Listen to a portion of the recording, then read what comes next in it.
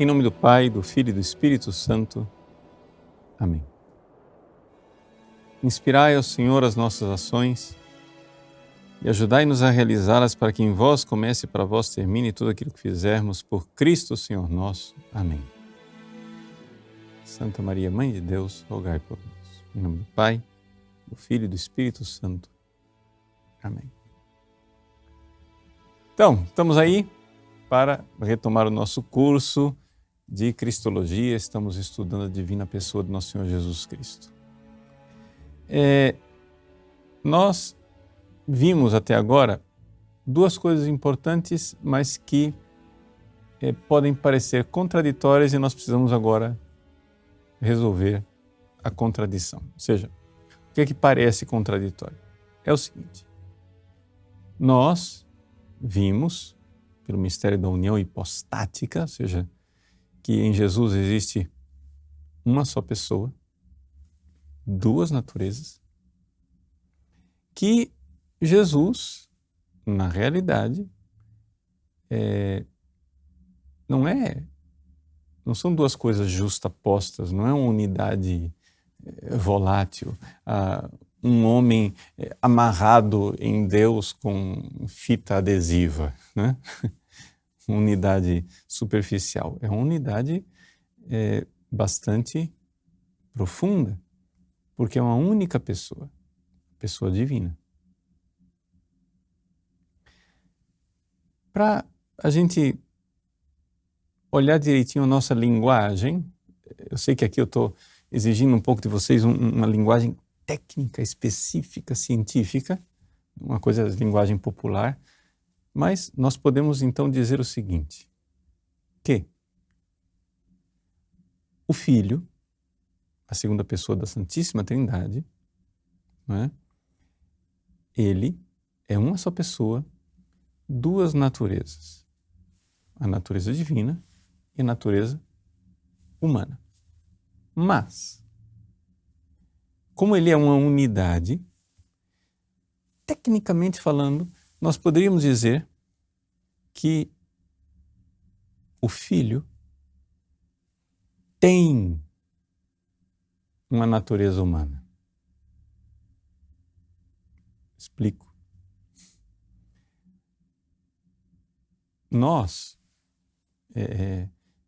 eu porque eu sou uma pessoa humana, eu não tenho uma natureza humana, eu sou isso aqui mesmo.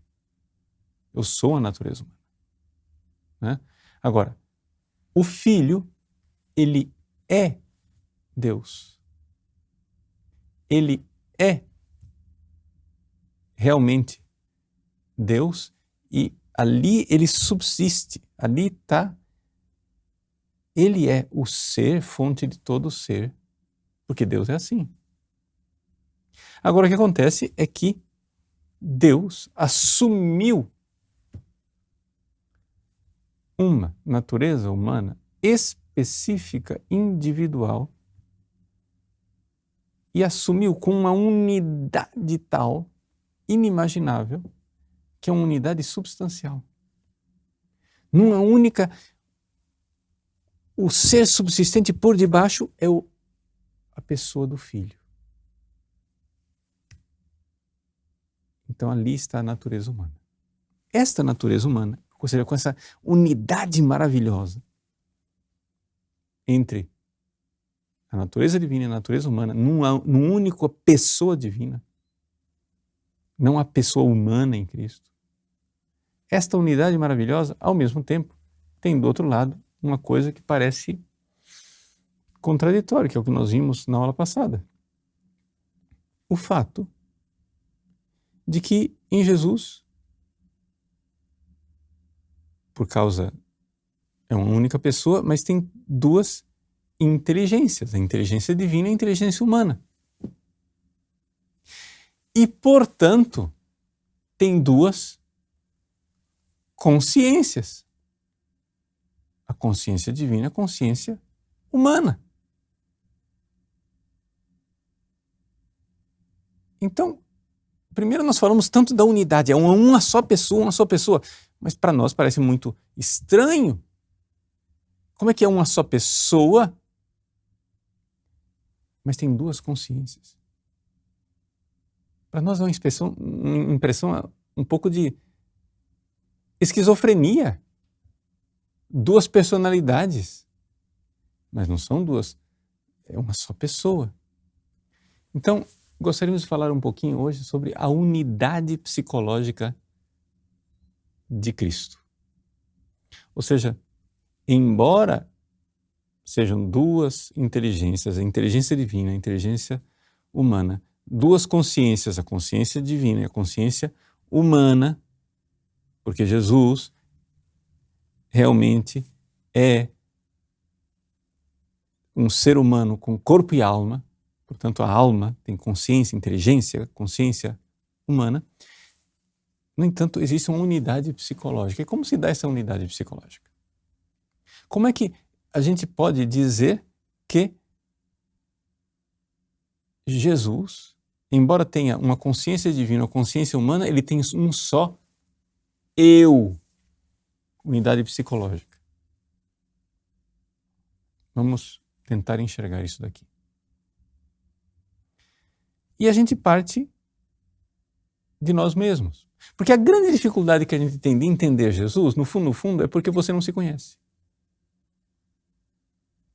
Você também tem duas consciências, como qualquer ser humano. Nós temos duas consciências dentro de nós. A consciência sensível e a consciência intelectual. Examina um pouco isso dentro de você. Veja, você não pensa em Jesus por enquanto. Eu quero que você entenda primeiro você.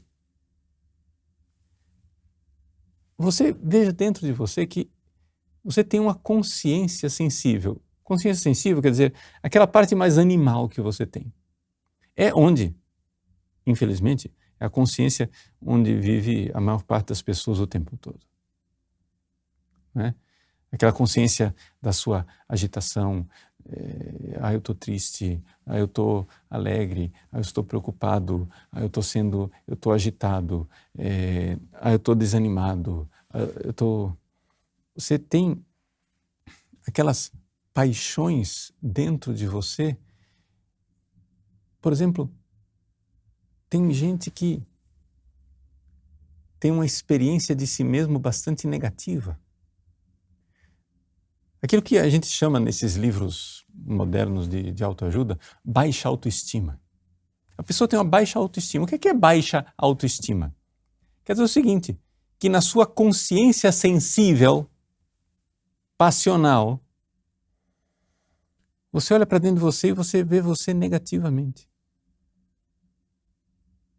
Você sempre se põe para baixo, você só vê o lado negativo das coisas que você faz.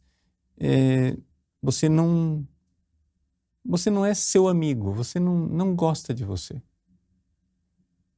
Né?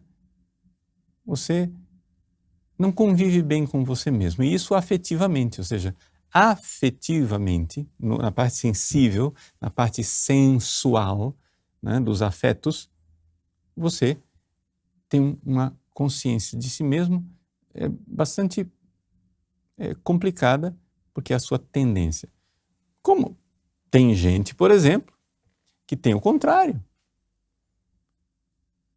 Tem gente que tem uma consciência de si mesmo, assim, de uma super autoestima, assim, ou seja, nunca o problema é meu, o problema é sempre dos outros, eu estou sempre muito certo, eu estou sempre muito bem, porque é que as pessoas não enxergam que eu sou um gênio? Nossa, se as pessoas soubessem o tesouro que eu sou. Eu preciso fazer marketing para as pessoas descobrirem como eu sou maravilhoso. E essa pessoa, né, tem essa autoestima exuberante, pavoneante, né, um pavão, etc. Está sempre de boa, sempre bem, sempre legal.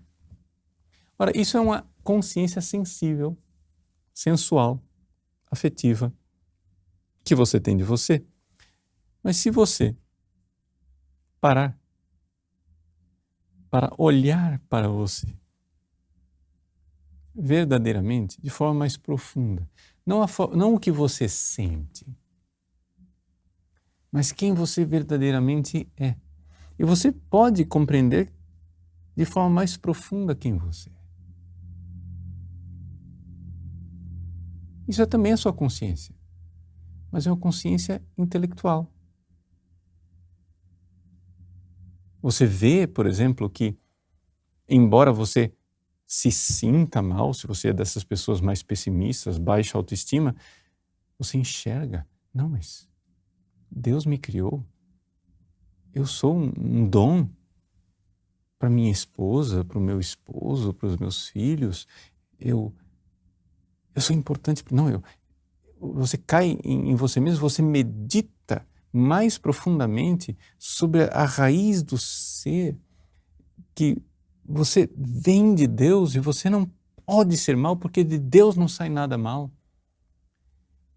E através dessa meditação mais profunda aqui, seus sentimentos podem continuar negativos aqui, mas de uma meditação mais profunda você encontra, né, aquela bondade fundamental que existe no ser da criatura, e sua consciência intelectual.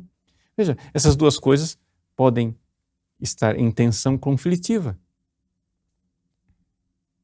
Ou se você tem uma consciência muito positiva de você, você é super pra cima, cara, eu sou legal, eu sou o cara, eu sou, né, a última Coca-Cola do deserto, né? Se você acha que você é o especial, esse é um sentimento. Mas quando você vai e medita sobre você, com a sua inteligência, você começa a ver, poxa vida, mas quantas mancadas, né? Eu faço as pessoas sofrerem. Eu sou injusto em tal e tal ocasião.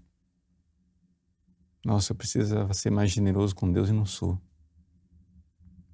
seja, o seu sentimento positivo, você se perdoa facilmente, você nem se preocupa com o pecado, não está nem aí, mas quando você para e pensa, reflete, medita, você vê o abismo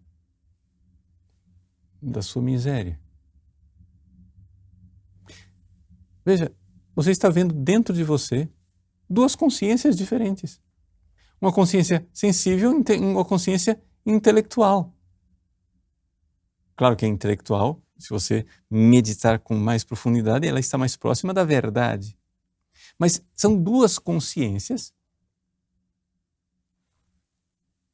mas você tem um só eu. Você está falando dessas duas coisas, mas você sabe que é sempre você. Existe uma unidade psicológica. Você não tem uma ruptura, em grego, esquizofrenia, né? Quando o seu fren, a sua mentalidade se rompe e você vira dois eus. Você não tem essa dupla personalidade.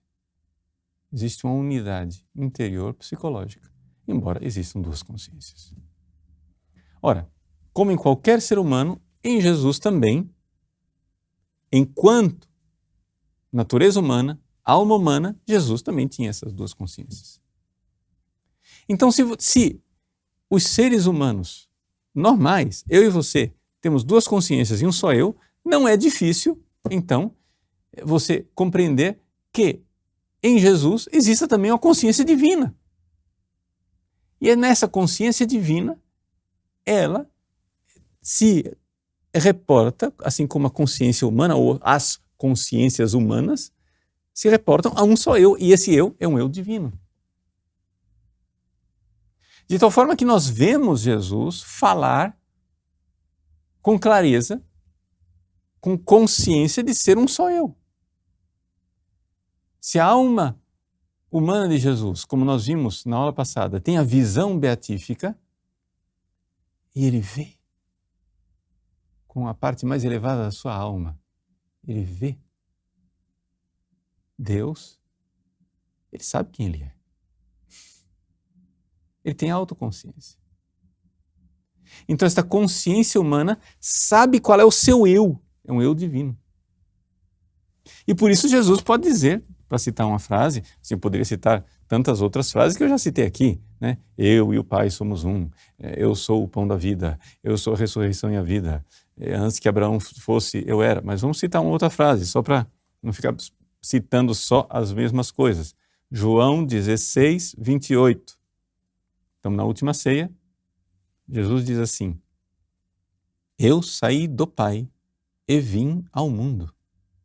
Eu, de novo, deixo o mundo e vou para o Pai. Jesus está falando aqui a partir do seu eu. Ele sabe quem é o seu eu. Então veja, o que é que nós estamos fazendo aqui?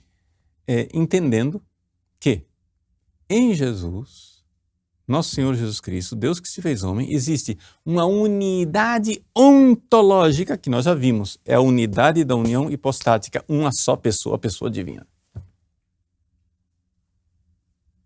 Mas existe também uma unidade psicológica, apesar de duas consciências, a divina e a humana, porque na unidade existe um só eu e Jesus pode falar desse eu. Isso é importante para você, espiritualmente. Por quê? Bom, a primeira coisa, o autoconhecimento, né? Talvez você não tinha nunca parado para pensar que dentro de você existem duas consciências e essas duas consciências podem estar em conflito, só que uma é mais profunda, é a consciência intelectual e é quem diz realmente quem você é. Agora, se você aprofundar o seu autoconhecimento, querendo não somente na sua consciência olhar como você se vê, mas querer olhar como Deus vê você.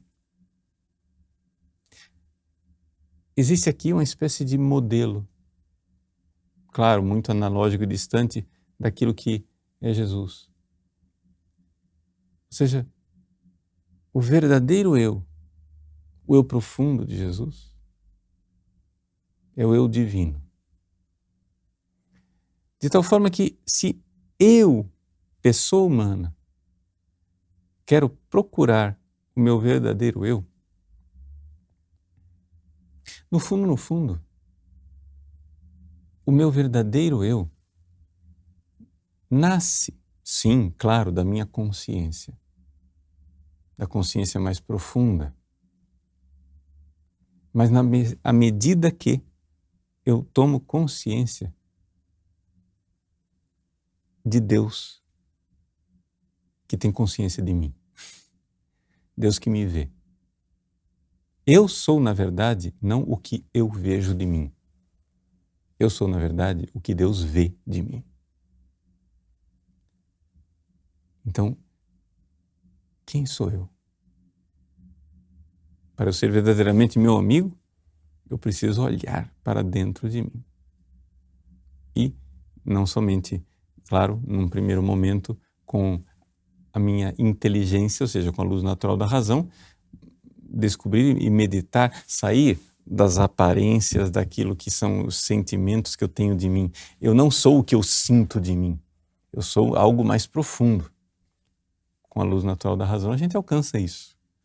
Mas se a gente mergulhar na vida espiritual e na oração, nós vamos cada vez mais buscar não somente o que eu vejo de mim, mas o que Deus vê de mim. De tal forma que a verdadeira realização de uma personalidade humana não está em você ser independente, mas cada vez mais depender do que Deus pensa de você. Cada vez mais mergulhar nessa realidade. Então, o que é que nós vimos? Só para ficar claro. Nós vimos que existe uma profunda unidade ontológica, aquilo que nós chamamos de união hipostática. Na aula passada, nós, de repente, dividimos as coisas, mas são duas inteligências, duas consciências. Esquizofrenia? Não. Existe também uma unidade não somente ontológica, uma unidade psicológica. Sobre a unidade ontológica é o mais difícil da gente enxergar, porque são questões filosóficas, não é? Como é possível que haja uma natureza humana, corpo e alma, igual a nós em tudo, que não se sustenta no ser, não subsiste numa pessoa humana, mas se sustenta numa pessoa divina. De tal forma que esta pessoa divina é quem sustenta aquela natureza humana.